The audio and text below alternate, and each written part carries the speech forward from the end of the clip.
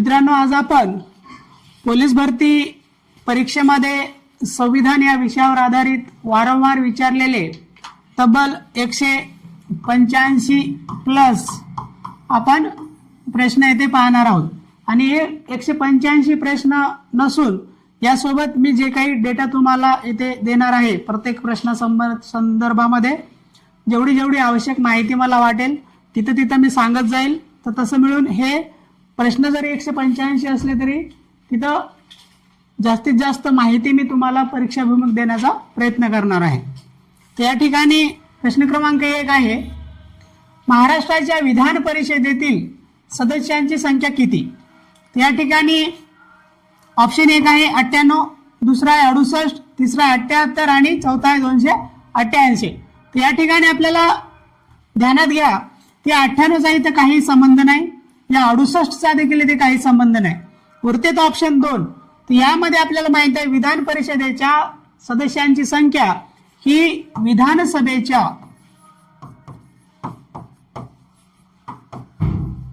एकूण सदस्य संख्येच्या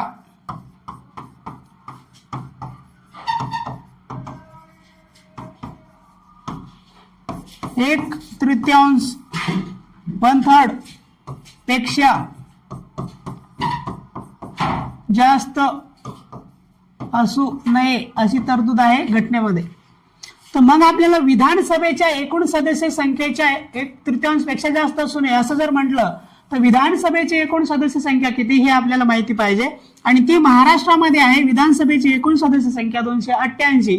आणि मग या 288च्या 1/3 जर आपण गेलं तर जवळपास 96 ही संख्या येते. तर मग महाराष्ट्रातील विधान परिषदेची जे जास्तीत जास्त सदस्य संख्या असायला पाहिजे विधान परिषदेची ती जास्तीत जास्त 96 असायला पाहिजे, 96 पेक्षा जास्त असता कामा नये. तर या ठिकाणी जास्तीत जास्त म्हटलं आपण हा आकडा आहे, परंतु सध्या आपल्या विधान परिषदेची सदस्य संख्या ही 78 आहे, 78 आहे.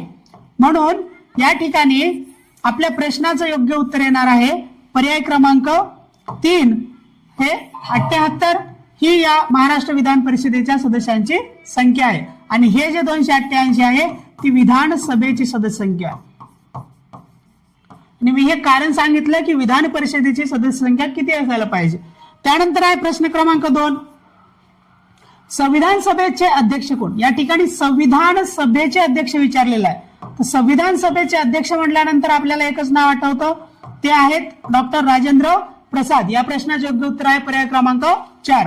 आता ध्यानात घ्या, जेव्हा पहिली बैठक झाली 9 डिसेंबर 1946 ला, तर या 9 डिसेंबर 1946च्या पहिल्या बैठकीला तात्पुरते अध्यक्ष होते सच्चिदानंद सिन्हा.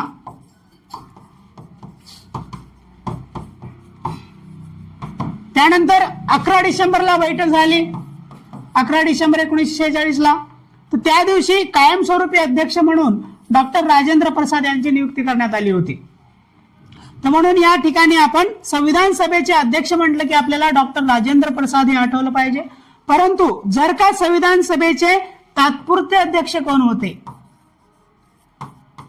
तात्पुरते अध्यक्ष कोण होते असा जर प्रश्न आला, तात्पुरते हा जर शब्द मेन्शन करून जर प्रश्न आला तर आपल्याला सच्चिदानंद सिन्हा हे उत्तर यायला पाहिजे, हे या ठिकाणी ध्यानात घ्यायचं.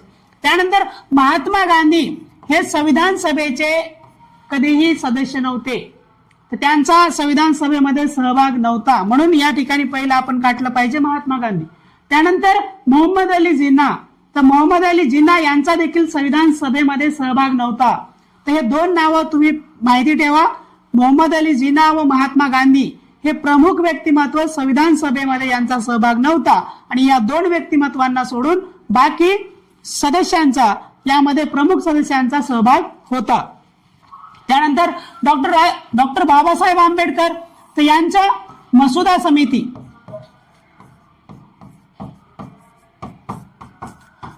तर डॉक्टर बाबासाहेब आंबेडकर यांचे हे जे अध्यक्ष होते हे मसुदा समितीचे अध्यक्ष होते. आणि ते मसुदा समितीचे अध्यक्ष होते म्हणूनच त्यांना भारतीय राज्यघटनेचे शिल्पकार म्हणतात. जर का प्रश्न तसा आला की भारतीय राज्यघटनेचे शिल्पकार डॉक्टर बाबासाहेब आंबेडकर यांना का म्हणतात, तर त्या ठिकाणी ते मसुदा समितीचे अध्यक्ष होते. ती एकूण किती समित्या होत्या असा जर प्रश्न आला तर संविधान सभेच्या एकूण संविधान निर्मितीसाठी एकूण 22 समित्या निर्माण केल्या होत्या आणि त्या 22 समित्यांपैकी सर्वात महत्वाची समिती होती मसुदा समिती आणि त्या मसुदा समितीचे अध्यक्ष होते डॉक्टर बाबासाहेब आंबेडकर आणि त्या मसुदा समितीमध्ये एकूण सदस्य होते 7 सदस्य होते. हे या ठिकाणी ध्यानात ठेवा येणाऱ्या परीक्षेसाठी. आणि दुसरं महत्वाचं म्हणजे जवाहरलाल नेहरू, ते भारताचे पहिले पंतप्रधान होते आणि हे जवाहरलाल नेहरू यांच्याकडे प्रमुख 3 समित्या होत्या आणि त्या संदर्भामध्ये तुम्हाला पोलीस भरतीला जास्त प्रश्न येणार नाही. म्हणून जिथं जिथं जेवढी जेवढी आवश्यक वन लाईनर माहिती असणार आहे तेवढी तेवढी सांगून आपण पुढे जाणार आहोत. प्रश्न क्रमांक 3, उपराष्ट्रपती हे रिकामी जागाचे पदसिद्ध अध्यक्ष असतात. या ठिकाणी ध्यानात घ्या, यावर्षी उपराष्ट्रपतीची निवडणूक झालेली आहे. का झाली? कारण आपले जे उपराष्ट्रपती होते 14वे उपराष्ट्रपती जगदीप धनखड,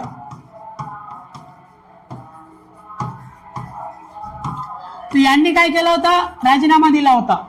मग राजीनामा दिल्यानंतर तिथे निवडणूक पार पडली. त्यानंतर आता भारताचे 15वे व्हाईस प्रेसिडेंट किंवा त्यांना आपण उपराष्ट्रपती म्हणू कोण झाले आता, सीपी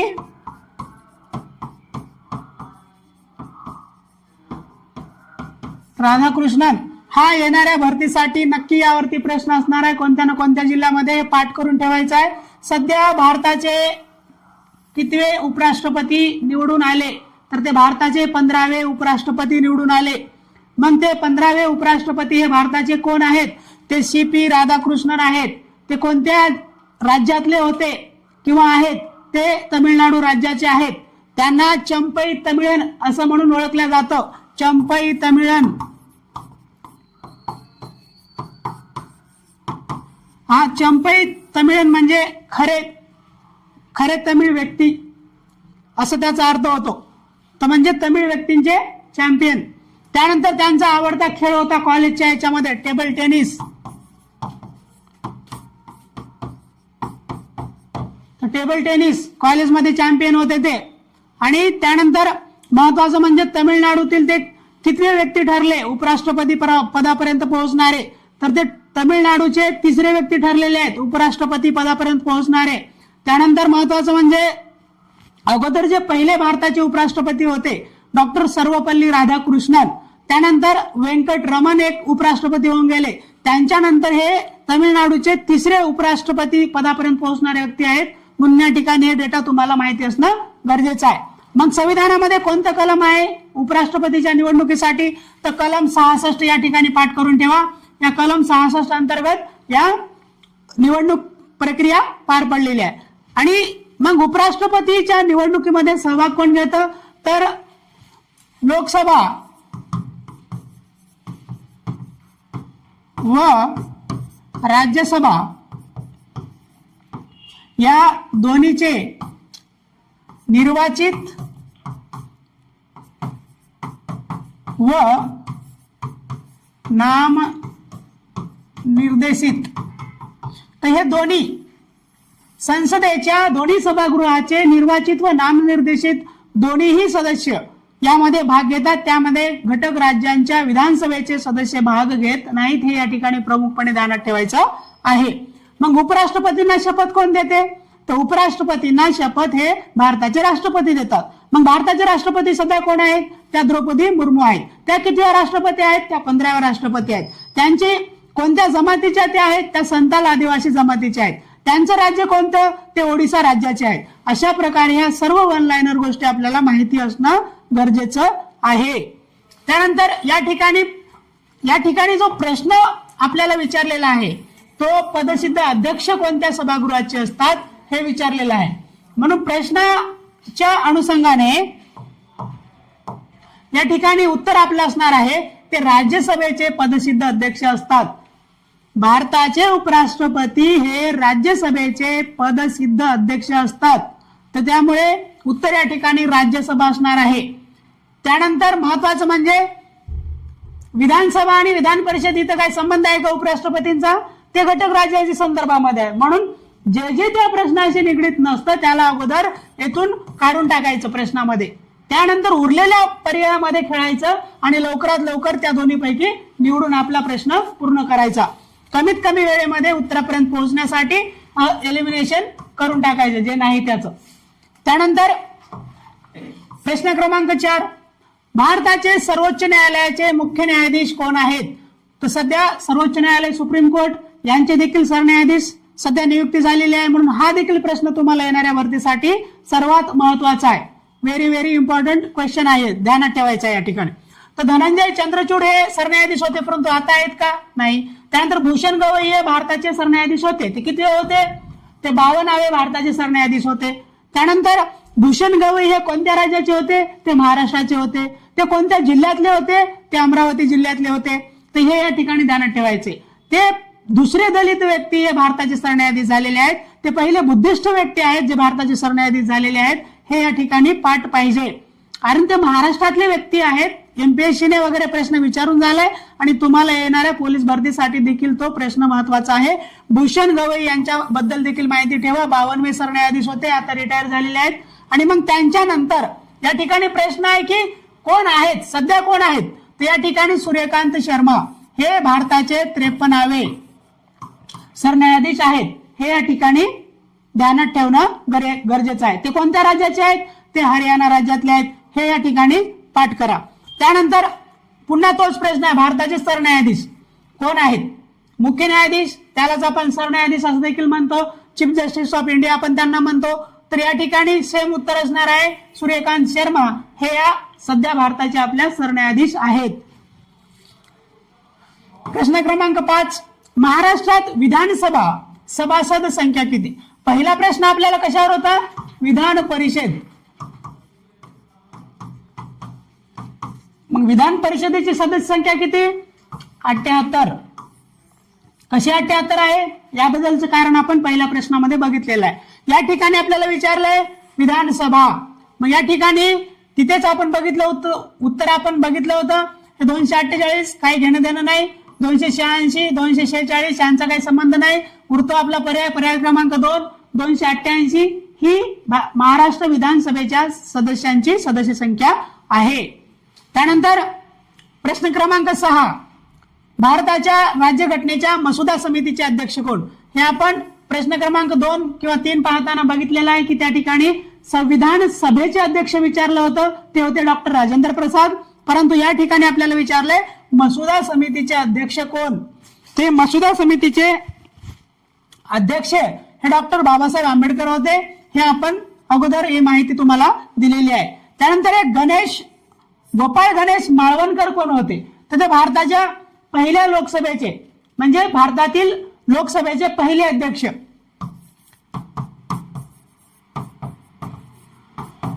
लोकसभेचे पहिले अध्यक्ष हे त्यांनाच गोपाळ गणेश माळवणकर हे ध्यानात ठेवायचं, माळवणकर. त्यानंतर डॉक्टर राजेंद्र प्रसाद संविधान सभेचे अध्यक्ष होते. विजयालक्ष्मी पंडित कोण होत्या? तर यांच्याबद्दल थोडं ध्यानात ठेवा. 1953-54 मध्ये या संयुक्त राष्ट्रामध्ये भारताचं प्रतिनिधित्व करणाऱ्या संयुक्त राष्ट्र आमसभेच्या प्रेसिडेंट पदी पोहोचणाऱ्या एकमेव आणि पहिल्या भारतीय आहेत विजयालक्ष्मी पंडित. त्यांच्याबद्दल देखील इथे ध्यानात ठेवायचं आहे. मग मसुदा समितीमध्ये सदस्य किती आहेत? 7 सदस्य आहेत. तर हे देखील इथे ध्यानात ठेवणं गरजेचं आहे. मसुदा समितीची स्थापना कधी झाली होती? ती 29 ऑगस्ट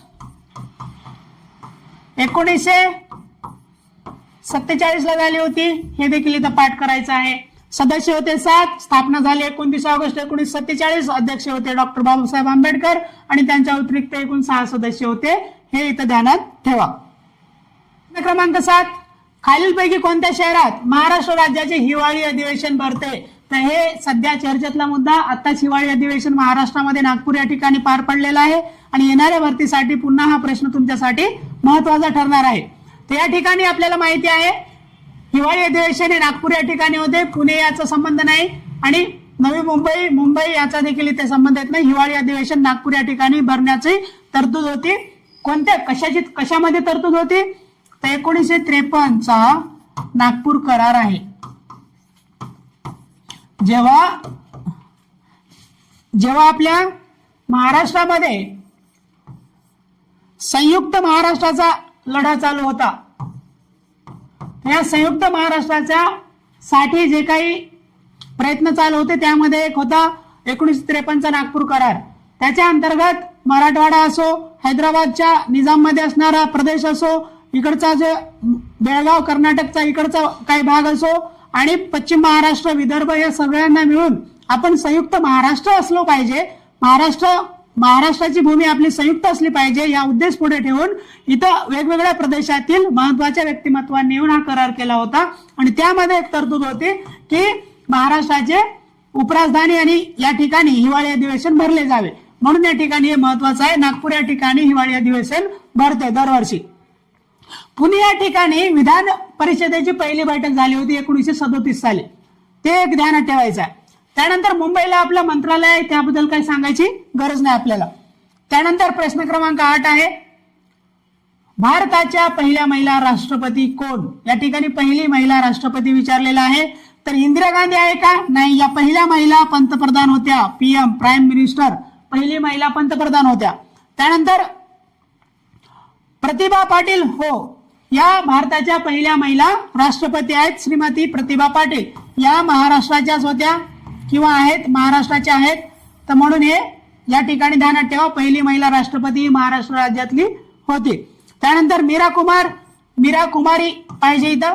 मीरा कुमारी या पहिल्या महिला स्पीकर होत्या, लोकसभेच्या अध्यक्षा पहिल्या महिला होत्या मीरा कुमारी. त्यानंतर श्रीमती सरोजिनी नायडू कोण होत्या?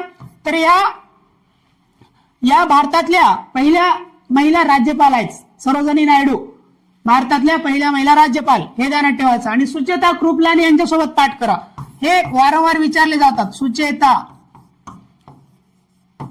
कृपलानी त्या भारतातील पहिल्या महिला मुख्यमंत्री आहेत, हे देखील इथं पाठ करून टाका. त्यानंतर महत्वाचं आहे प्रश्न क्रमांक 9, हे भारतीय सेनेच्या तिन्ही दलाचे प्रमुख असतात, म्हणजे सरसेनापती. हे सरसेनापती कोण असतात? भारताचे प्रथम नागरिक कोण? राष्ट्रपती. तर हे भारताचे प्रथम नागरिक आपल्या राष्ट्रपती असतात. सध्या राष्ट्रपती कोण आहेत? द्रौपदीजी मुर्मू आहेत. आणि हे आपल्या भारताचे राष्ट्रपती हे तिन्ही दलाचे प्रमुख असतात, सरसेनापती असतात. म्हणून उत्तर या ठिकाणी राष्ट्रपती येतं, पर्याय क्रमांक 2. केंद्रीय गृहमंत्री कोण आहेत सध्या? अमित शहा आहेत. हे देखील मंत्रालयामध्ये प्रमुख मंत्री कोण असतात याच्यावर देखील तुम्हाला प्रश्न विचारले जातील. गृहमंत्री पाठ करा, अमित शहा आहेत. पंतप्रधान कोण आहेत सध्या? नरेंद्रजी मोदी आहेत आपले. त्यानंतर सरन्यायाधीश कोण आहेत? सध्या 53 सरन्यायाधीश सूर्यकांत शर्मा आहेत. हे आपल्याला माहिती पाहिजे. परंतु नव्या प्रश्नाचं योग्य उत्तर काय असणार आहे आपल्या? तर हे पर्याय क्रमांक 2, राष्ट्रपती हे भारतीय सेनेच्या तिन्ही दलाचे प्रमुख असतात. त्यानंतर प्रश्न क्रमांक 10, भारतीय संविधान कोणत्या दिवशी अंमलात आले? महत्वाचे शब्द प्रश्नामध्ये लगेच टिक करत चला आणि पुढे प्रश्न व्यवस्थित हाताळण्याचा प्रयत्न करा. आणि जो पर्याय आपल्याला माहित आहे की हे होऊ शकत नाही त्याला अगोदर काढून टाकायचं. आपण स्वतंत्र झालो 15 ऑगस्ट 1947 ला, म्हणून हा पर्याय इथे संबंध आहे का? इथे संविधानाच्या अंमलबजावणीचा दिवस विचारलेला आहे आपल्याला. त्यानंतर या ठिकाणी 29 नोव्हेंबर 1949 याचा काही संबंध आहे का? आपल्याला 26 नोव्हेंबर 1949 हे आपल्या संविधान स्वीकृतीची तारीख आहे. संविधान स्वीकृती, संविधान आपण अंगीकारलं 26 नोव्हेंबर 1949 ला, परंतु आपण अंमल कधी केला? इथे अंमलबजावणी विचारले, तो आपण 26 जानेवारी 1950 ला केलेला आहे. तर म्हणून या ठिकाणी योग्य उत्तर आहे पर्याय क्रमांक 3. परंतु हे जे वरची जे तारीख आहे आपलं उत्तर आहे पर्याय क्रमांक 3. परंतु बाकीची माहिती आपल्याला ठेवणं गरजेचं आहे. हा जो पर्याय दिलेला आहे 26 जानेवारी 1930, तर आपण जे काही हा जो 26 जानेवारी प्रजासत्ताक दिन म्हणून साजरा करतो, गणराज्य दिन म्हणून साजरा करतो, या मागचं महत्वाचं ऐतिहासिक कारण काय होतं? तर हे जे 26 जानेवारी 1930 ला रावी नदी काठी आपण पहिल्यांदा पूर्ण स्वराज दिवस साजरा केला होता. 1929 ला ठराव पारित झाला होता काँग्रेसचा आणि त्यानंतर 26 जानेवारी 1930 ला आपण रावी नदी काठी पूर्ण स्वराज दिवस साजरा केला. त्या दिवशी तिरंगा फडकवला होता आणि म्हणून ते ऐतिहासिक कारण पुढे करून आपण जेव्हा आपण स्वतंत्र झालो आपलं संविधान आपण स्वीकारलं आणि त्यानंतर अंमलबजावणीसाठी आपण 26 जानेवारी हा दिवस निवडलेला आहे. हे या ठिकाणी ऐतिहासिक माहिती ध्यानात ठेवणं गरजेचं आहे. प्रश्न क्रमांक 11, भारताच्या संविधानामध्ये मूलभूत कर्तव्यासंबंधित कलम कोणती? या ठिकाणी मूलभूत कर्तव्य विचारलेत, मूलभूत हक्क नाही. तर आपले मूलभूत कर्तव्य हे भाग, या ठिकाणी सगळं बेसिक माहिती ध्यानात ठेवणं गरजेचं आहे. भाग 4A, भाग 4A यामध्ये आपले मूलभूत कर्तव्य आहेत. त्यामध्ये किती कर्तव्य आहेत? सध्या एकूण 11 मूलभूत कर्तव्य आहेत. हे देखील पाठ करा. एकूण 11 मूलभूत कर्तव्य आहेत. मग हे कधी समाविष्ट करण्यात आले? तर हे करण्यात आले 42वी घटना. 2 घटना दुरुस्ती आहेत या ठिकाणी, दोन्ही मी सांगतो. 42वी घटना दुरुस्ती 1976 ला आपण 10 मूलभूत कर्तव्य समाविष्ट केले. त्यानंतर 86वी घटना दुरुस्ती 2002 ला आपण 11वं मूलभूत कर्तव्य समाविष्ट केलेलं आहे. हे मूलभूत कर्तव्य मूळ घटनेत होते का? तर मूळ घटनेमध्ये आपल्या मूलभूत कर्तव्य नव्हते. ह्या मूलभूत कर्तव्यांचा स्रोत काय आहे? तर हा जो स्रोत आहे मूलभूत कर्तव्यांचा तो आपला USSR, त्यालाच आपण आजचा रशिया म्हणतो. हे या ठिकाणी पाठ करा. त्यानंतर महत्वाचं म्हणजे हे जे काही मूलभूत कर्तव्य आपण समाविष्ट केले त्यासाठी महत्वाची समिती कोणती होती ते देखील आपल्याला माहिती असणं गरजेचं आहे. समिती होती सवर्णसिंग समिती. हे सवर्णसिंग समितीच्या शिफारशीनुसार आपण आपल्या घटनेमध्ये मूलभूत कर्तव्यांचा समावेश केला. मग त्या समितीने किती मूलभूत कर्तव्य समाविष्ट करण्यास सांगितले होते? त्या समितीने म्हटलं होतं की 8 मूलभूत कर्तव्य समाविष्ट करा. परंतु सरकारने नंतर त्यांच्या शिफारशीमध्ये थोडाफार बदल करून 10 मूलभूत कर्तव्य 42व्या घटना दुरुस्तीने समाविष्ट केले आणि 11वं मूलभूत कर्तव्य 86व्या घटना दुरुस्तीने समाविष्ट केलं. म्हणून आज प्रेझेंट मध्ये वर्तमानामध्ये आपल्या संविधानामध्ये एकूण 11 मूलभूत कर्तव्य आहेत. त्यानंतर पर्यंत माहिती दिली मूलभूत कर्तव्या संदर्भामध्ये. मग कलम कोणता आहे आपलं? कलम 51A आहे.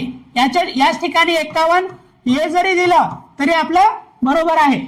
हे 12 खडी आपली अ ई हे ABCD. तर म्हणून 51A देऊ किंवा 51A देऊ, त्या ठिकाणी हे आपलं मूलभूत कर्तव्य संदर्भामध्ये कलम आहे.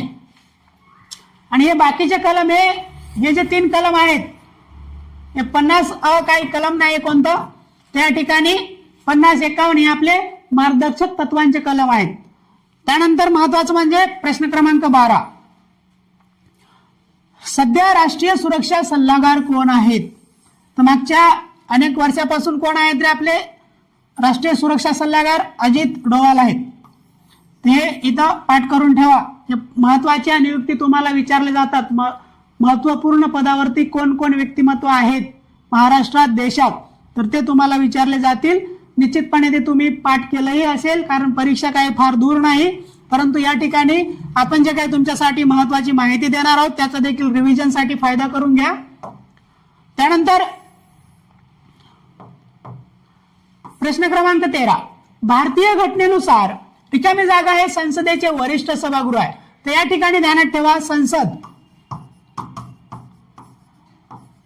संसदेचा भाग कोण असतात? तर कलम 79 नुसार, किती?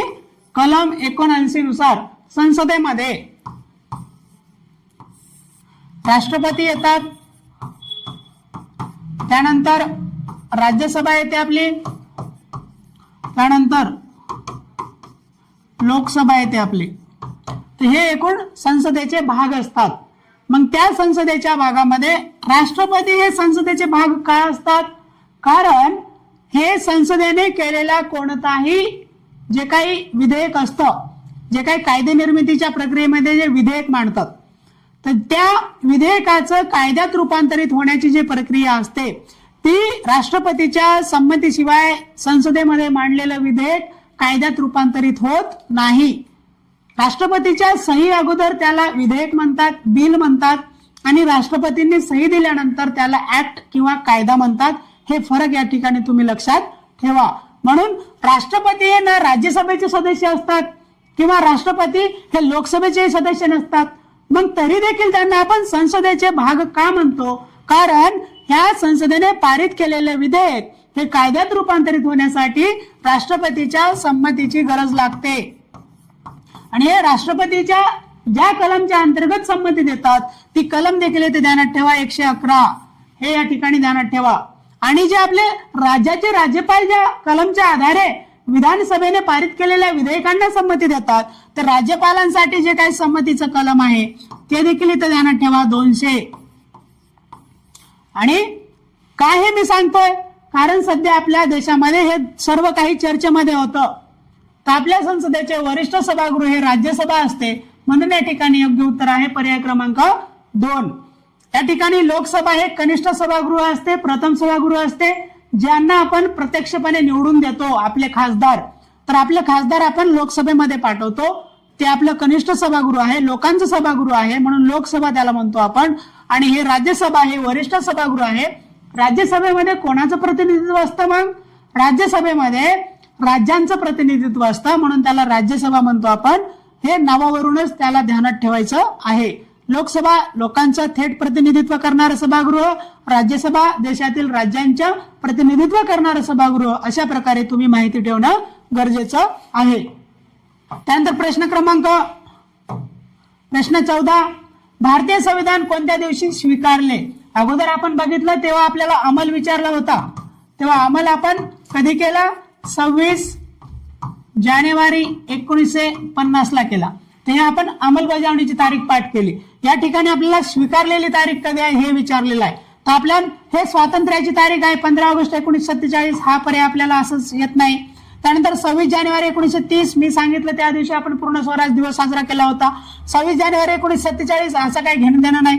मग उरतं का आपलं पर्याय क्रमांक 4 26 नोव्हेंबर 1949 हे भारताच्या संविधानाच्या स्वीकारलेला दिवस आहे. हे इथं आपण अंगीकृत केलं, अधिनियमित केलं आणि स्वीकारलं हे 26 नोव्हेंबर 1950 ला. म्हणून 14व्या प्रश्नाचे योग्य उत्तर आहे पर्याय क्रमांक 4. प्रश्न क्रमांक 15 लोकसभा व राज्यसभा यांच्या संयुक्त बैठकीचे अध्यक्षस्थान कोण भूषवतात. तर पहिले या ठिकाणी ध्यानात घ्या संयुक्त बैठकीचं कलम हे 108 आहे. तर 108 कलम अंतर्गत संयुक्त बैठक बसली जाते.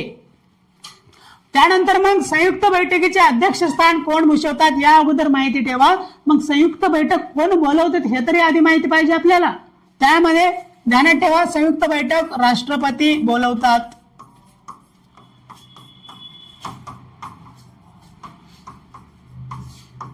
राष्ट्रपती संयुक्त बैठक बोलवतात परंतु संयुक्त बैठकीच्या अध्यक्षस्थानी विराजमान होतात लोकसभेचे अध्यक्ष. तर तुम्हाला जर प्रश्न पुन्हा जर विचारला की संसदेची संयुक्त बैठक कोण बोलावतो तो राष्ट्रपती बोलावतो परंतु प्रश्न आहे संयुक्त बैठकीचे अध्यक्षस्थान कोण भूषवतो तर ते लोकसभेचे अध्यक्ष भूषवतात.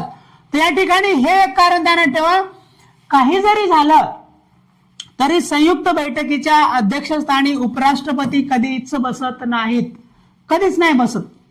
त्याच्या मागचं कारण एवढं साधं आहे कारण उपराष्ट्रपती हे कोणत्याही सभागृहाचे सदस्य नसतात म्हणून ते ना लोकसभेचे सदस्य असतात ना ते राज्यसभेचे सदस्य असतात.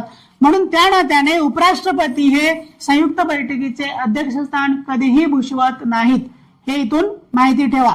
त्यानंतर पंतप्रधानांचा काही संबंध नाही आणि राष्ट्रपती बोलावतात परंतु अध्यक्षस्थान मात्र लोकसभेचे अध्यक्ष भूषवतात हे या ठिकाणी पाठ करा.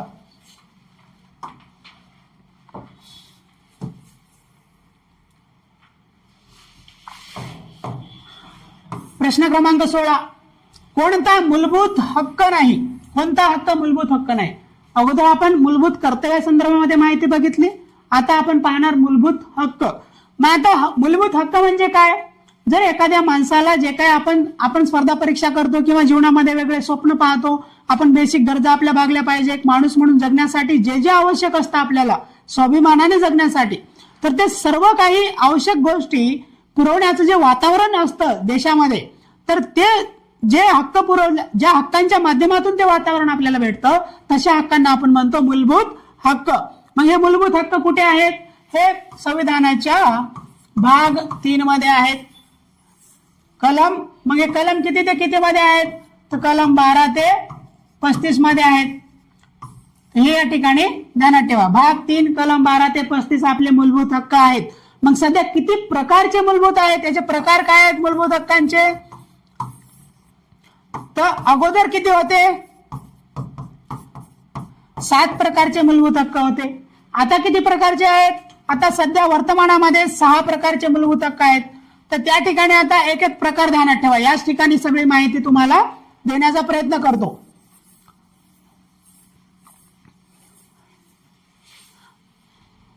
मग पहिला प्रकार आहे कलम 14 ते 18 समानतेचा हक्क आहे आपल्याला.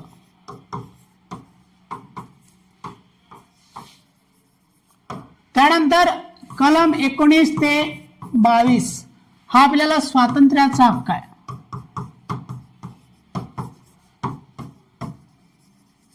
त्यानंतर महत्वाचं म्हणजे कलम 23 ते 24 हा आपल्याला शोषणाविरुद्धचा हक्क आहे.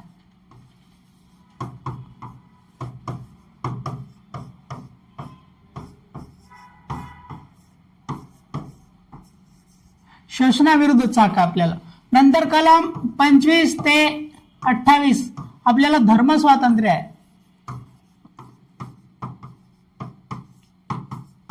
धर्म स्वातंत्र्य आपल्याला. त्यानंतर कलम 29 ते 30 हे आपल्याला अल्पसंख्याक व भाषिक आणि धार्मिक अल्पसंख्याक आपल्या देशामध्ये 2 प्रकारचे अल्पसंख्याक आहेत. तर या अल्पसंख्याकाच्या संदर्भामध्ये अल्पसंख्याकाच्या हितासाठीचे हे मूलभूत हक्क आहेत. त्यानंतर सध्या मग कलम 32 एक महत्वाचं आहे आपल्याला. हे आपल्याला घटनात्मक उपाय योजनेचं आहे.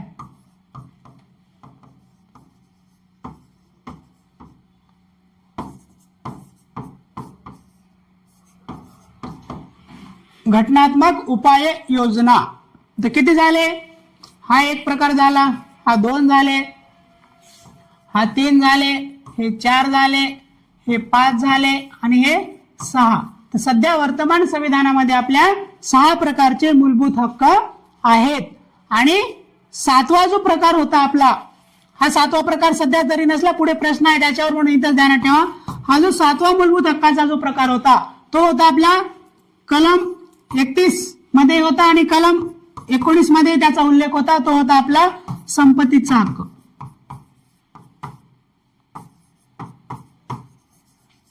राईट टू प्रॉपर्टी त्याला म्हणतात. याच्यावरती प्रश्न आहे. परंतु हा कोणत्या घटना दुरुस्तीने वगळण्यात आला होता तो ध्यानात ठेवा. 74 घटना दुरुस्ती 1978. त्या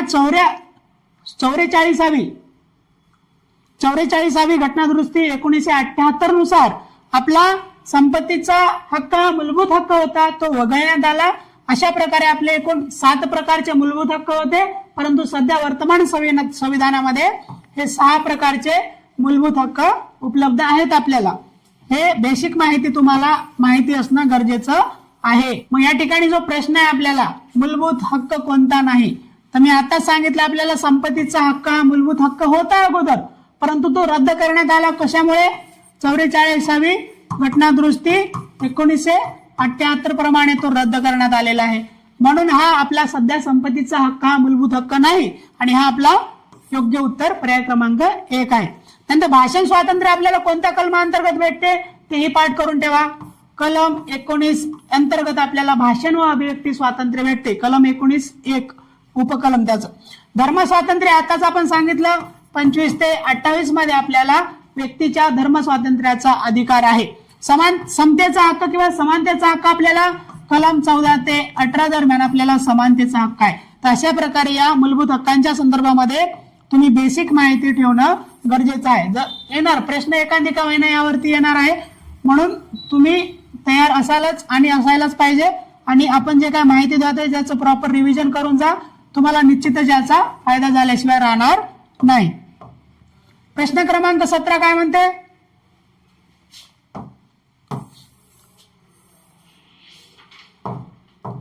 प्रश्न क्रमांक 17 मुंबई उच्च न्यायालयाची किती ठिकाणी खंडपीठे आहेत?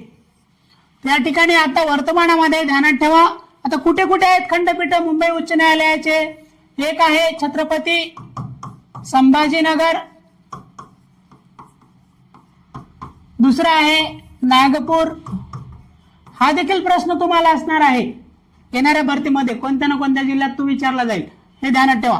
त्यानंतर छत्रपती संभाजीनगर आहे, दुसरं नागपूर आहे, तिसरं आहे पणजी गोवा, गोव्याची राजधानी आपल्याला गोव्याला आहे खंडपीठ.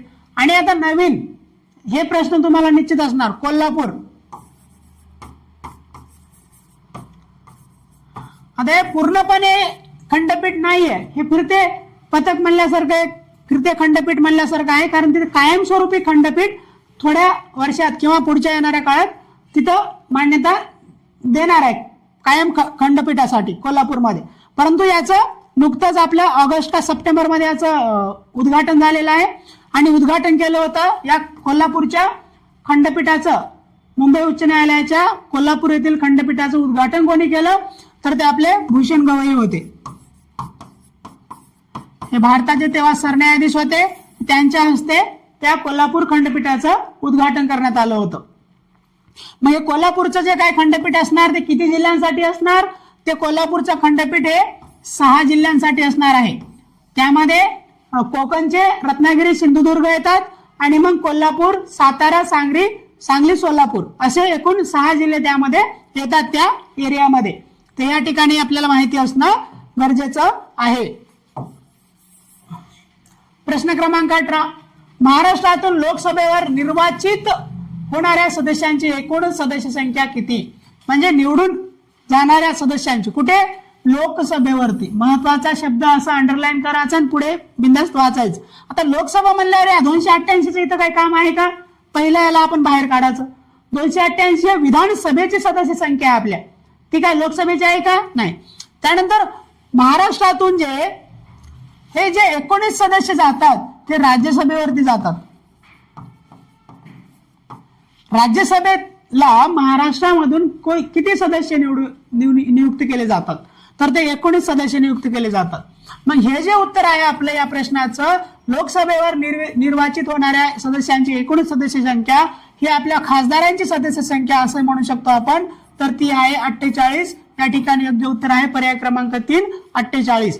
तर ही लोकसभेवर निर्वाचित होणाऱ्या सदस्यांची एकूण संख्या महाराष्ट्रातील. त्यानंतर पर्याय क्रमांक 4 काय म्हणतो, 67 कसं आलं, तर या ठिकाणी 48 + 19 ते आलं 67. तर मग हे असा प्रश्न तुम्हाला विचारून झालाय, पुढे असणार आहे तो काय प्रश्न असेल आपल्याला, महाराष्ट्रामधून लोकसभा व राज्यसभेवरती नियुक्त होणारे एकूण सदस्य किती? तर एकूण जेव्हा विचारलं जाईल दोघांचं मिळून राज्यसभा आणि लोकसभा, तेव्हा आपलं उत्तर असायला पाहिजे 67. फक्त राज्यसभा म्हटलं की 19 उत्तर असायला पाहिजे, आणि जर का फक्त लोकसभा म्हटलं की आपल्याला उत्तर असायला पाहिजे 48. ठीक आहे, अशा प्रकारे आपली क्लॅरिटी ठेवून उत्तर निवडायचं आहे. प्रश्न क्रमांक 19, भारतीय राज्यघटनेत कोणते कलम हे घटना दुरुस्तीची प्रक्रिया सांगते? या ठिकाणी आपल्याला घटना दुरुस्ती सांगितलेली आहे. तर मग या ठिकाणी ध्यानात ठेवा, कलम 368 पर्याय क्रमांक 1 ह्या प्रश्नाचे योग्य उत्तर आहे. घटना दुरुस्तीचं कलम 368 आहे. भाग 20 मध्ये हे कलम आहे. याचा भाग पण पाठ करा, महत्वाचं एक कलम आहे, हे विचारलं जाऊ शकेल. पुन्हा भाग 20 मध्ये कलम 368 हे घटना दुरुस्ती प्रक्रियाचं कलम आहे. त्यानंतर हे 358 सध्या आपल्याला काही कामाचं नाही, इथे फक्त पाठ करणारे जे 368 च्या अगोदरचे जे कलम आहेत ते 352 आहे. त्यामध्ये राष्ट्रीय आणीबाणी,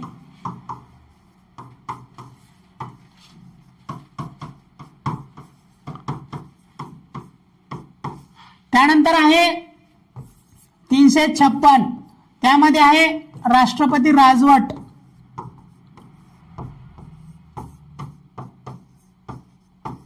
त्यानंतर आहे 360 हे आर्थिक आणीबाणी,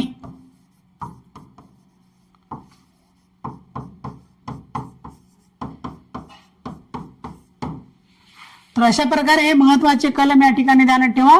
परंतु आपल्याला विचारले घटना दुरुस्ती प्रक्रिया, त्यासाठी कलम 368 आहे.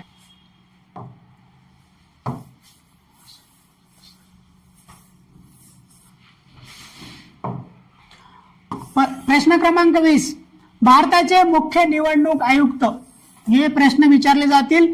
आज कोण आहेत सध्याला? आपले ज्ञानेश कुमार हे कितवे मुख्य निवडणूक आयुक्त आहेत? हे भारताचे 26वे मुख्य निवडणूक आयुक्त आहेत. हे या ठिकाणी माहिती ठेवा.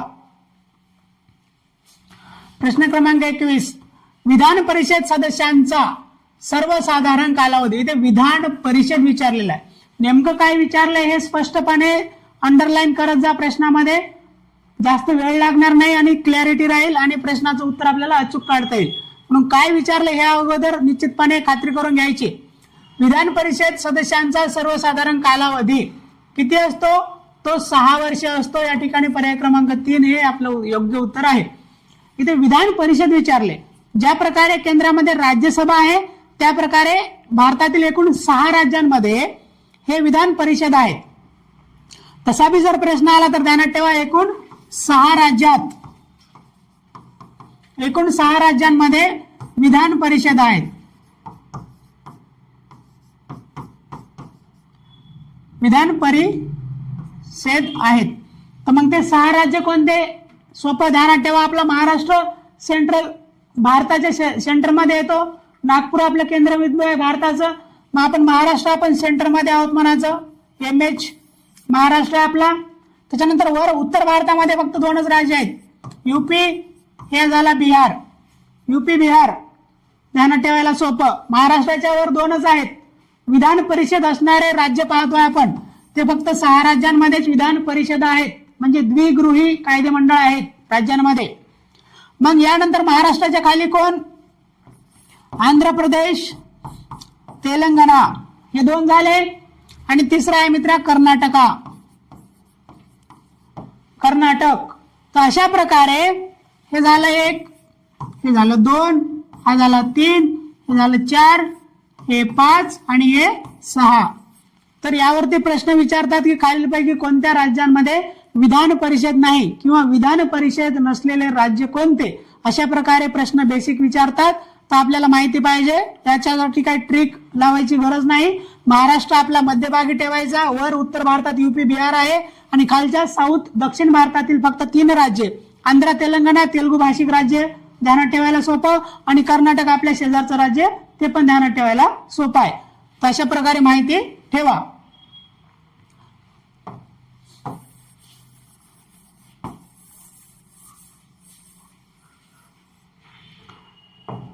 प्रश्न क्रमांक 22, राज्यसभेच्या सदस्यांचा कार्यकाळ किती? अरे विधान परिषदेचा जे कार्यकाळ असतो तोच कार्यकाळ राज्यसभेच्या सदस्यांचा असतो.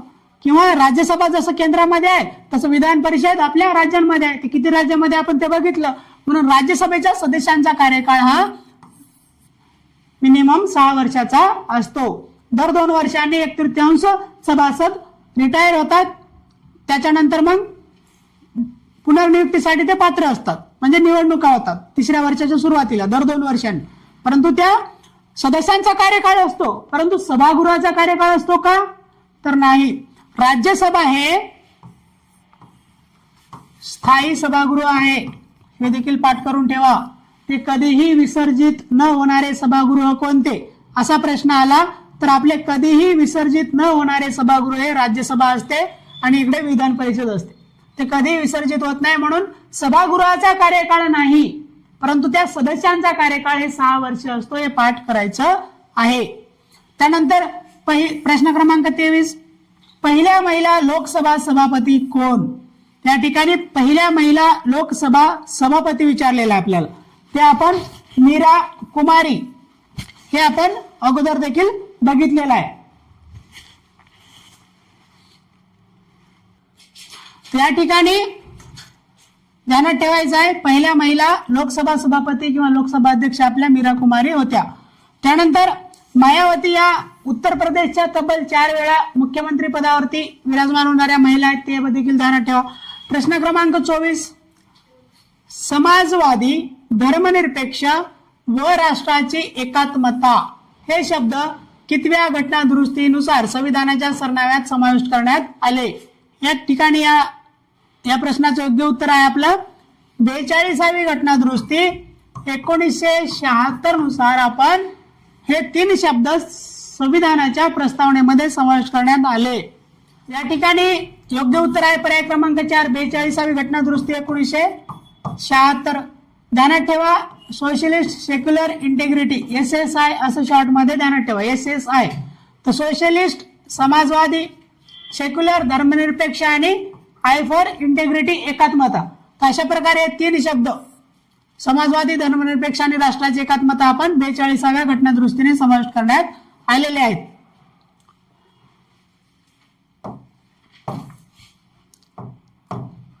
प्रश्न क्रमांक 25. राज्यपालांना आपल्या पदग्रहणासमयी कोणाकडून शपथ दिली जाते? राज्यपालांच्या संदर्भामध्ये विचारले तर राज्यपालांना उच्च न्यायालयाच्या मुख्य न्यायाधीश किंवा त्यांच्या मार्फत नियुक्त व्यक्तीकडून शपथ दिली जाते. म्हणून प्रश्न क्रमांक 25चं उत्तर आहे पर्याय क्रमांक 3 मुख्य न्यायाधीश उच्च न्यायालय. तर बाकी या ठिकाणी चुकीचे आहे. 26वा प्रश्न जन गण मन हे राष्ट्रगीत कोणी लिहिले? तर हा प्रश्न सगळ्यांना पाठच असतो. आपले रवींद्रनाथ टागोर यांनी आपल्या भारताचं जे काय राष्ट्रगीत आहे, इथं नॅशनल अँथम विचारलेलं आहे, राष्ट्रगान नाही विचारलं. नॅशनल सॉन्ग वेगळं आहे आणि नॅशनल अँथम वेगळं आहे. त्या ठिकाणी राष्ट्रगीत विचारलं म्हणून राष्ट्रगीताचे लेखक हे आपले रवींद्रनाथ टागोर आहेत. त्यानंतर मग राष्ट्रगान कोणी लिहिलं? राष्ट्रगान किंवा नॅशनल सॉन्ग त्याला म्हणतो आपण.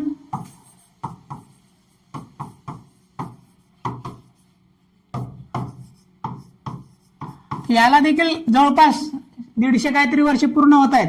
वंदे मातरम आपलं राष्ट्रगान काय आहे हे देखील चर्चेमध्ये आहे सध्या. याच्यावरती पार्लमेंटमध्ये खूप चर्चा झाली होती संसदेमध्ये.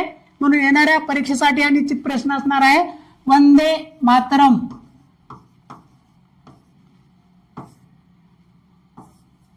वंदे मातरम हे आपलं राष्ट्रगान आहे आणि त्याचे लेखक आपले बंकिमचंद्र चटर्जी त्यांच्या कोणत्या कादंबरीतून घेण्यात आलं ते देखील पाठ करायचं. आनंदमठ. आनंदमठ या कादंबरीतून वंदे मातरम हे आपलं राष्ट्रगान घेण्यात आलेलं आहे आणि राष्ट्रगीत हे रवींद्रनाथजी टागोर यांनी लिहिलेलं आहे. यांनीच बांगलादेशचं देखील राष्ट्रगीत लिहिलेलं आहे. ते अमर सोनार बांगला, बांगलादेशचं राष्ट्रगीत ते देखील रवींद्रनाथ टागोर यांनीच लिहिलेलं आहे. या ठिकाणी प्रश्न क्रमांक 27.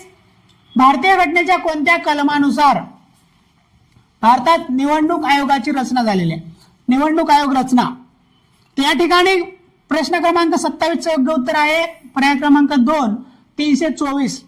तर कलम 324 अंतर्गत आपल्या भारतीय निवडणूक आयोगाची रचना करण्यात आलेली आहे. हे एक कलम पाठच असायला पाहिजे असं कलम आहे. आणि सध्याचे मुख्य निवडणूक आयुक्त कोण? ज्ञानेश कुमार. किती आहेत ते? 26वे आहेत. पहिले निवडणूक आयुक्त कोण होते? सुकुमार सेन होते. आणि सध्या बोटावरच्या शाहीचा प्रश्न चर्चेमध्ये होता महापालिकेच्या निवडणुकीदरम्यान की बोटावरची शाही पुसली जाते असे आरोप केले होते. तर ती बोटावरची शाही कधीपासून सुरुवात झाली भारतामध्ये वापरायची? तर ते 1962 पासून सुरुवात झाली हे देखील ध्यानात ठेवा. त्या शाहीमध्ये काय असते? सिल्वर नायट्रेट हे असते, हे ध्यानात ठेवा. त्याच्यानंतर प्रश्न क्रमांक 28. रिकामी जागा राज्यसभेच्या सदस्यांची नेमणूक राष्ट्रपती करतात. म्हणजे किती राज्यसभेच्या सदस्यांची नेमणूक राष्ट्रपती करतात तो हा प्रश्न आहे. या ठिकाणी 12 या प्रश्नाचे योग्य उत्तर आहे. 12 राज्यसभेच्या सदस्यांची नियुक्ती किंवा नामनिर्देशन हे आपले राष्ट्रपती करतात. हे या ठिकाणी पाठ करा आकडा. त्यानंतर हे बाकी आकडे या ठिकाणी चुकीचे आहेत. 29वा प्रश्न. भारताचा प्रथम नागरिक कोण असतो? तर आपण अगोदरच माहिती देताना मी सांगितलं भारताचा प्रथम नागरिक हा आपला राष्ट्रपती असतो. म्हणून या ठिकाणी योग्य उत्तर आहे पर्याय क्रमांक 3. नंतर राज्यपाल याचा काही संबंध आहे का? देशाचा प्रथम नागरिक विचारला आपल्याला. जसं केंद्रामध्ये राष्ट्रपती असतात तसं राज्यामध्ये राज्यपाल असतात, नामधारी प्रमुख त्या राज्याचे. परंतु आपल्या देशामध्ये पंतप्रधान हे कोण असतात? शासनाचे प्रमुख असतात. हे वास्तविक प्रमुख असतात. वास्तविक प्रमुख हे पंतप्रधान असतात आणि राष्ट्रपती हे कोण असतात? नामधारी प्रमुख असतात. अशा जर प्रश्न विचारले तर आपल्याला आलं पाहिजे देशाचे राज्याचे प्रमुख राष्ट्रपती, नामधारी प्रमुख राष्ट्रपती, शासनाचा प्रमुख पंतप्रधान, वास्तविक प्रमुख पंतप्रधान असं आपल्याला पाठ असणं गरजेचं आहे. तर हे सर्वोच्च न्यायालयाचे मुख्य न्यायाधीश याचा काही संबंध येत नाही. सध्या सूर्यकांत शर्मा आहेत, ते 53 नावे आहेत, एवढं पाठ करून ठेवा. प्रश्न क्रमांक 30, घटनेच्या 79व्या कलमानुसार संसदेमध्ये खालील घटकांचा समावेश होतो. तर हे अगोदर मी सांगितलेलं याबद्दल तुम्हाला, तर याबद्दल 79 कलम पण मी सांगितलं आणि कोण कोणाचा सहभाग होतो संसदेमध्ये ते पण सांगितलेलं आहे. त्या ठिकाणी जास्त वेळ मी लावत नाही या प्रश्नासाठी. या प्रश्नाचे योग्य उत्तर आहे पर्याय क्रमांक 4, राष्ट्रपती, लोकसभा व राज्यसभा यांचा संसदेमध्ये समावेश असतो. त्यानंतर 31वा प्रश्न आहे, लोकसभा प्रतिनिधींचे किमान वय. तर लोकसभेसाठी किमान वय आता 18 जे वर्ष आहे हे येतं का रे इथं? हे येत नाही, कारण हे मतदारांचं वय आहे. तुम्ही 18 वर्ष पूर्ण झाल्यानंतर मतदान करण्यासाठी एलिजिबल असता, त्याबद्दल 18 वर्ष झालं. 21 वर्ष कशासाठी आहे आपल्या देशामध्ये? तर ते पंचायत राजचं इलेक्शन,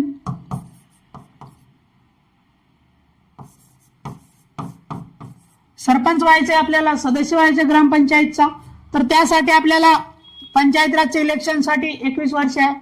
त्यानंतर 25 कशासाठी आहे? तर हे 25 आपल्या लोकसभेसाठी आहे, खासदाराचं कमीत कमी वय पाहिजे आपल्या. त्यानंतर राज्यसभेचं वय किती असायला पाहिजे राज्यसभेवरती जायला? तर 30 असायला पाहिजे. आणि 35 कोणासाठी पाहिजे? राष्ट्रपती, राज्यपालांसाठी, उपराष्ट्रपतींसाठी 35 वर्ष वय पाहिजे आपल्याला. तर अशा प्रकारे हे वयाचं गणित तुम्हाला वेगवेगळं ध्यानात ठेवणं गरजेचं आहे. याच ठिकाणी सांगतो, पहिला आपल्याला मतदानाचं वय हे 21 होतं, परंतु 61वी घटनादुरुस्ती झाली 1989 ची. या 61वी घटनादुरुस्तीनुसार आपण आपल्या मतदारांचं वय हे 21 वरून 18 करण्यात आलेलं आहे. हे या ठिकाणी पाठ करून ठेवा. 32, राज्यपालाचे पद रिकामे झाल्यास तात्पुरते पद कोण सांभाळते? या ठिकाणी पहिला पर्याय काढून टाकायचा, उपराज्यपालाचं काही घेणं देणं नाही. आपल्या देशामध्ये उपराज्यपाल असं कुठलंही पद नाही, म्हणून काय नाही, काय नसू शकतं उत्तरामध्ये ते आधी बाहेर काढून टाकायचं. त्यानंतर उपसभापतीचा काही ते संबंध येत नाही. मग विधानसभा अध्यक्षाचा दूरदूरवर संबंध नाही. उरतं काय? आपले उच्च न्यायालयाचे मुख्य न्यायाधीश हे तात्पुरते पद सांभाळतात, जर का ते रिकामी झाल्यानंतर. एवढं इथं पाठ करून ठेवा. त्यानंतर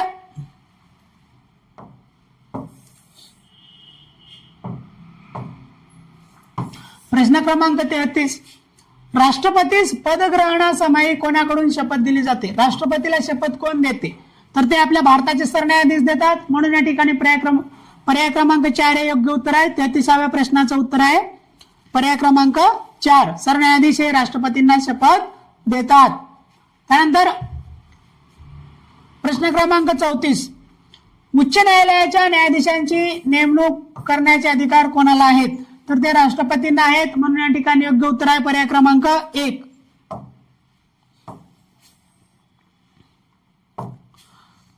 प्रश्न क्रमांक 35, राष्ट्रपती व उपराष्ट्रपती दोन्ही पदे रिकामी असल्यास त्यांची कर्तव्य कोण बजावतो? इथे पंतप्रधानचा काही संबंध येत नाही, गृहमंत्र्याचा काही संबंध नाही, लोकसभा सभापती काही संबंध येत नाही. दूरदूरवर उरतो तो पर्याय क्रमांक 3, सर्वोच्च न्यायालयाचे मुख्य न्यायमूर्ती हे आपल्या त्या दोघांचंही पद रिकामी झाल्यानंतर त्या ठिकाणी ते कार्य पाहण्यासाठी आपल्या सरन्यायाधीश असतात. हे ध्यानात ठेवणं गरजेचं आहे. त्यानंतर भारताची राजमुद्रा खालीलपैकी कोणत्या ठिकाणाहून घेण्यात आलेली आहे? अशोक स्तंभावर राजमुद्रा विचारलेल्या आहेत ते. तर अशोक स्तंभावरून घेतली. ते कुठून घेतली? सारनाथ येथील अशोक स्तंभावरून घेतली. सारनाथ हे ठिकाण का निवडलं? कारण तिथे तथागत भगवान गौतम बुद्धांनी पहिला आपला उपदेश दिला होता त्या ठिकाणी धम्माचा, आणि त्या कारणामुळे या ठिकाणचे अशोक मुद्रा आपली भारताची राजमुद्रा म्हणून आपण स्वीकारलेलं आहे. हे इथं पाठ करणं गरजेचं आहे. 37वा प्रश्न, कोणत्या घटना दुरुस्तीने वर्णन हे मिनी घटना किंवा लहान संविधान असं वर्णन कोणत्या घटना दुरुस्तीचे करतात? तर या ठिकाणी पाठ करा.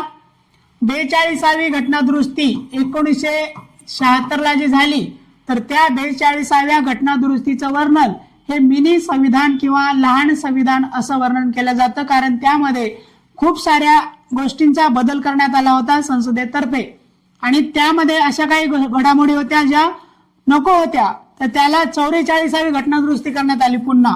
44वी घटना दुरुस्ती 1978 करण्यात आली. तर त्या 42व्या घटना दुरुस्तीमध्ये काही चुकीचे निर्णय घेण्यात आले होते, त्याला पूर्ववत करण्यासाठी ही घटना दुरुस्ती करण्यात आली. आणि याच घटना दुरुस्तीने आपण संपत्तीचा हक्क हा आपला मूलभूत हक्क नाही असं या घटना दुरुस्तीने घोषित करण्यात आलं. म्हणून या ठिकाणी उत्तर आहे आपलं पर्याय क्रमांक 1. इथे ध्यानात ठेवा हे आपलं उत्तर नाही. या ठिकाणी 61वी बद्दल मी सांगितलं की मतदाराचं वय आपलं पहिले 21 होतं, ते 18 वर आणण्याचं काम हे 61वी घटना दुरुस्तीने केलेलं आहे. त्यानंतर 44वी घटना दुरुस्ती संपत्तीचा हक्क हा मूलभूत हक्क नाही या संदर्भामध्ये आहे.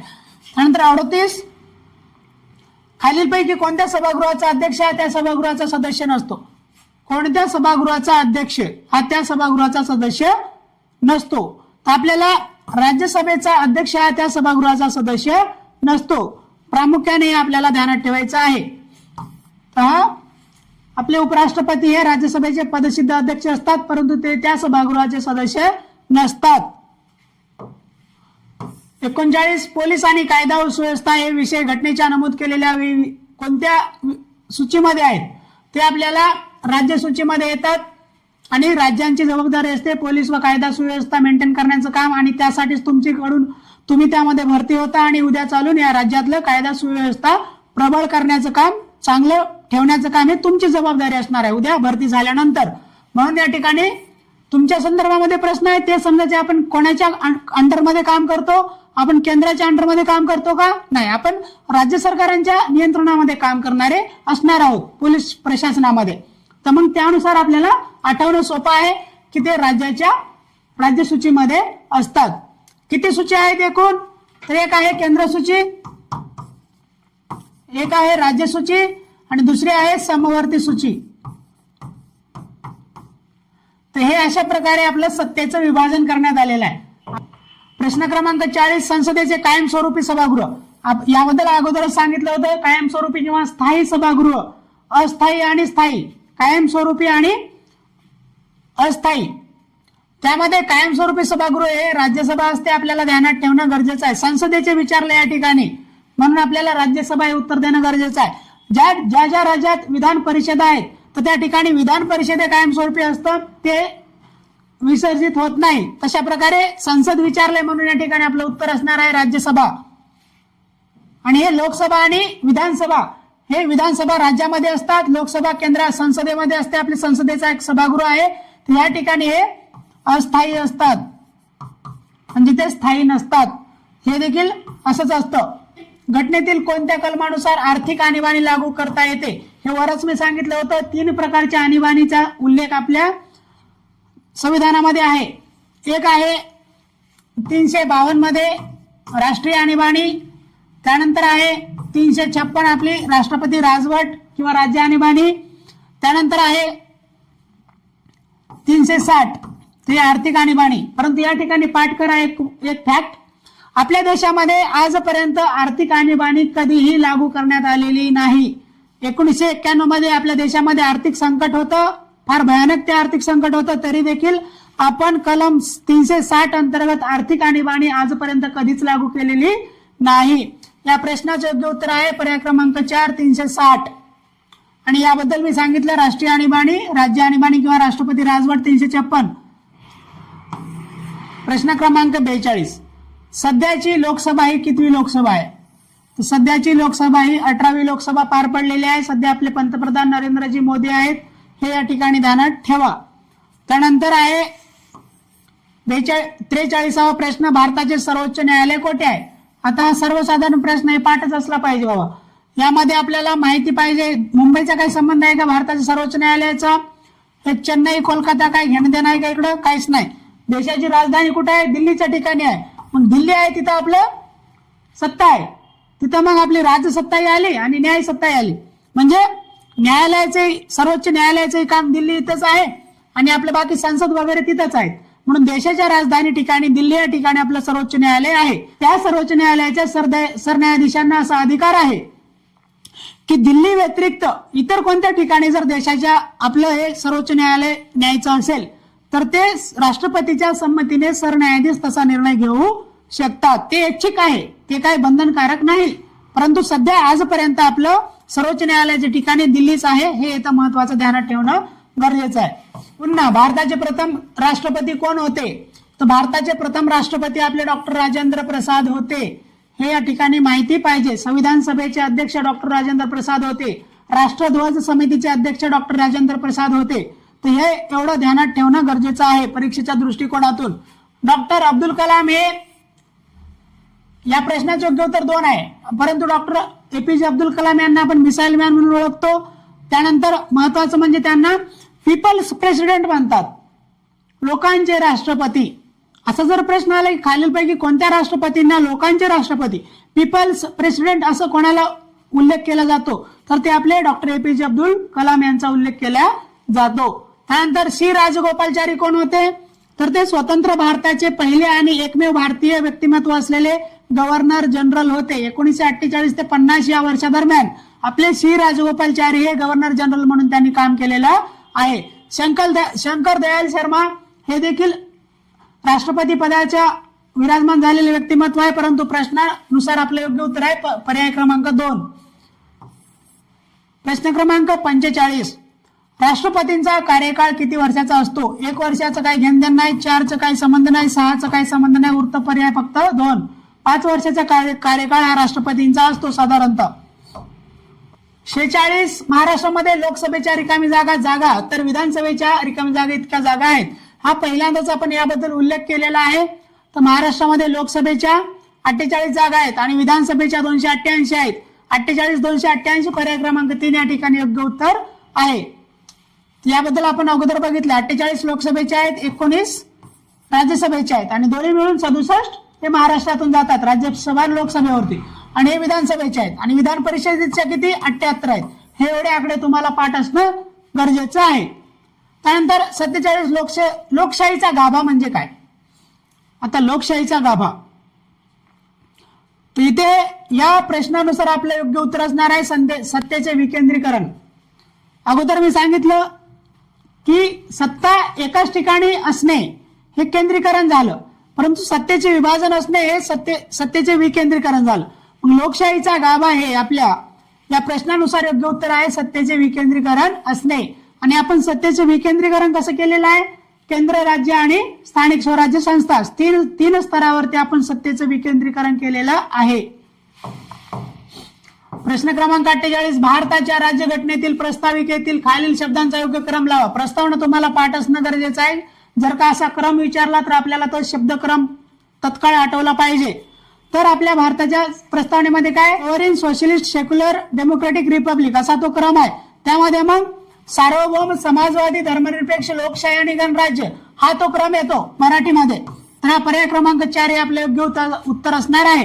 पहिला शब्द आहे सार्वभौम, म्हणून या ठिकाणी पहिला क्रम कोणता आहे? सार्वभौमचा एकाच ठिकाणी आहे, म्हणून हे बाकी चुकीचे आहेत. पहिला आपण म्हणलं सार्वभौम, त्यानंतर म्हणलं सार्वभौम समाजवादी धर्मनिरपेक्ष लोकशाही गणराज्य.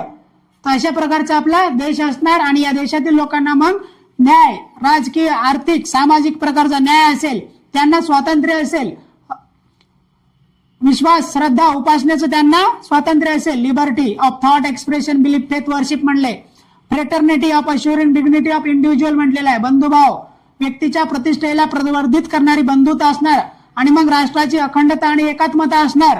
तर अशा प्रकारचा उल्लेख आपल्या प्रस्तावनेमध्ये आहे आणि त्या प्रस्तावनेमध्ये तारीख देखील दिलेला आहे. आपण अधिनियमित आणि अधिकृत करून अंगीकारलेली तारीख आपली 26 नोव्हेंबर 1949 आहे. ही तारीख देखील प्रस्तावनेमध्ये नमूद आहे. तर म्हणून क्रम जर शब्दांचा विचारला तर प्रस्तावनेमधल्या एवढ्या गोष्टी आपल्याला माहिती असणं गरजेचं आहे. त्यानंतर जर विचारलं, हा प्रश्न तुम्हाला विचारून झालाय की प्रस्तावनेला दुसरं नाव काय, तर भारताची जे काही प्रस्तावना असते संविधानाची त्या प्रस्तावनेला 3 नावानं ओळखलं जातं मराठीमध्ये. प्रस्तावनेला सरनामा म्हणतात आणि त्यालाच आपण उद्देशिका देखील म्हणतो. तर हा प्रश्नही विचारून झालेला आहे. तर भारतीय संविधानाच्या प्रस्तावनेला सरनामा म्हणतात, सरनाम्यालाच उद्देशिका म्हणतात, त्यालाच प्रिएम्बल म्हणतात इंग्रजीमध्ये. ते ध्यानात ठेवणं गरजेचं आहे. दुसरं महत्वाचं की आजपर्यंत प्रस्तावनेमध्ये घटना दुरुस्ती किती वेळा करण्यात आली हे देखील विचारून झाले. या ठिकाणी ध्यानात ठेवा, आजपर्यंत फक्त एकदाच प्रस्तावनेमध्ये घटना दुरुस्ती करण्यात आली. ती घटना दुरुस्ती होती 42वी घटना दुरुस्ती 1976 ची आणि या 42व्या घटनादुरुस्ती 1976 नुसार समाजवादी, धर्मनिरपेक्ष आणि राष्ट्राची एकात्मता हे 3 शब्द समाविष्ट करण्यात आलेले आहेत. त्यानंतर भारताच्या प्रस्तावनेचे जे काही संविधानाची प्रस्तावना आहे त्याची सुरुवात कशी होते, तर ते आम्ही भारताचे लोक, वी द पीपल या शब्दापासून सुरुवात होते. मग हा शब्द आपण कोणाकडून घेतला, तो शब्द आपण अमेरिकेच्या संविधानातून उचललेला शब्द आहे. तर एवढ्या गोष्टी तुम्हाला ध्यानात ठेवणं गरजेचं आहे. दुसरा मुद्दा, तर हे संविधानाची प्रस्तावना हे सर्वप्रथम कोणी उद्दिष्टांचा ठराव मांडला, तर त्या पंडित जवाहरलाल नेहरू यांनी 13 डिसेंबर 1946 ला पंडित जवाहरलाल नेहरू यांनी उद्दिष्टांचा ठराव मांडला होता. त्यानंतर तो ठराव आपला 22 जानेवारी 1947 ला स्वीकार करण्यात आला होता आणि त्या पंडित जवाहरलाल नेहरू यांनी मांडलेल्या उद्दिष्टांच्या ठरावावर काही दुरुस्ती वगैरे करून मग आजच्या आपल्या वर्तमान संविधानातली प्रस्तावना किंवा उद्देशिका आहे हे या ठिकाणी एवढ्या गोष्टी ध्यानात ठेवणं तुम्हाला गरजेचं आहे. 49वा प्रश्न, निवडणूक प्रचार केव्हा थांबविला जातो? 48 तासाच्या अगोदर आपला निवडणूक प्रचार थांबतो. म्हणून या ठिकाणी योग्य उत्तर आहे पर्याय क्रमांक 4. प्रश्न क्रमांक 50, सप्टेंबर 1948 मध्ये कोणत्या सांकेतिक पॉलिसी कारवाईद्वारे हैदराबाद हे संस्थान भारतीय संघराज्यात विलीन करण्यात आले? हे फेमस ऑपरेशन होतं, ऑपरेशन पोलो. त्या ठिकाणी पर्याय क्रमांक 2 हे आपले योग्य उत्तर असणार आहे. ऑपरेशन पोलो अंतर्गत आपण पोलीस कारवाई केली. हैदराबाद संस्थान निजाम संस्थानावरती आणि ते आपल्या भारतामध्ये समाविष्ट करून घेण्यात आलेलं संस्थान आहे. 552 संस्थान होते, त्या अंतर्गत 549 भारतामध्ये सामील झाले, परंतु 3 होत नव्हते. त्यामध्ये होता एक जम्मू काश्मीर, दुसरा होता जुनागड आणि तिसरा होता हैदराबाद. मग काय केलं आपण, जुनागडमध्ये जनमत घेतलं आणि त्यानंतर मग ते भारतात विलीन झाले.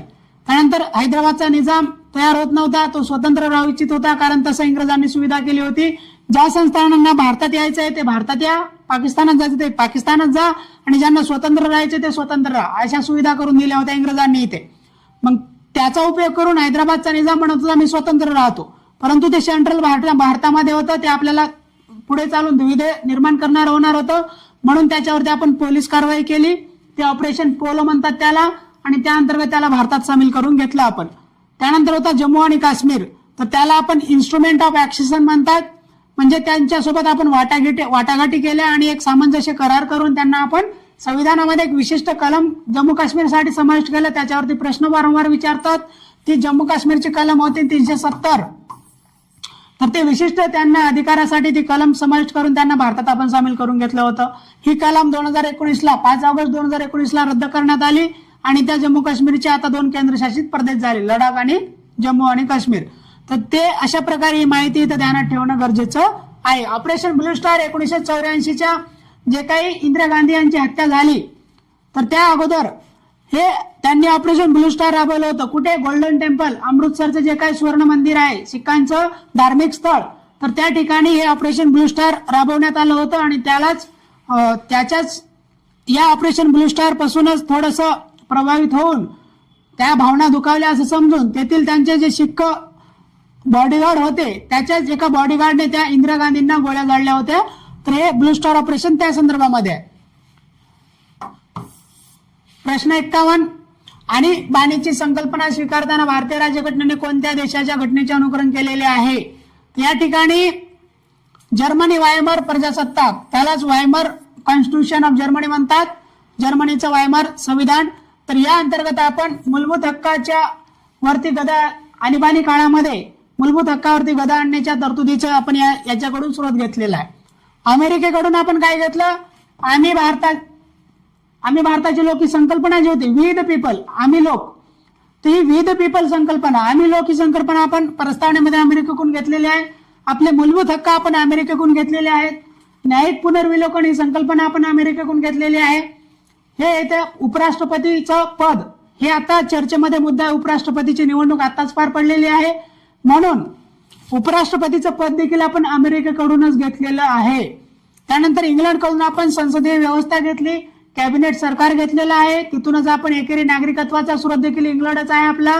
तर हे अशा महत्वाच्या गोष्टी ध्यानात ठेवा. कॅनडा आपलं प्रबळ केंद्र असलेलं संघराज्य आहे, कॅनडियन मॉडेल आपण फॉलो केलेलं आहे. हे या ठिकाणी ध्यानात घ्या. राज्यपालाची नियुक्ती, हे पाठ करायचा मुद्दा. राज्यपालाच्या नियुक्तीचा स्रोत देखील आपला कॅनडाचा आहे, परंतु राज्यपालाचं पद जर तुम्हाला विचारलं तर ते 1935 चा भारत सरकार कायदा असणार आहे. एवढे मुद्दे तुम्हाला माहिती असणं गरजेचं आहे.